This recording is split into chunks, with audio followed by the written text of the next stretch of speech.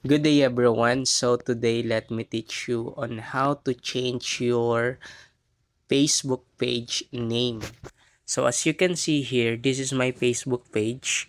The name of my Facebook page is Her Skin Affiliate Marketing. So this is my Facebook page name. So I want to change the my Facebook page name. So the first thing that you need to do in order to change your Facebook page name is to go to this one on the three lines here at the top of your Facebook here, and then kindly go to the settings. So as you can see, there's settings and privacy here. Just click settings and privacy, and then you will see here settings. Okay, now then click here the page settings, and then there's a personal information here.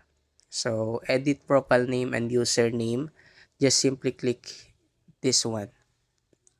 And then there's an option here, name. So you can now change your name, your Facebook page name. So you can change it. So please note, if you change your name on Facebook, you can change it again for 60 days. So you need to think of the name that you want to change, because if you already change it, you need to wait at least 2 months to change it again. So that's it for our video tutorial. Hope you like this video, and don't forget to subscribe.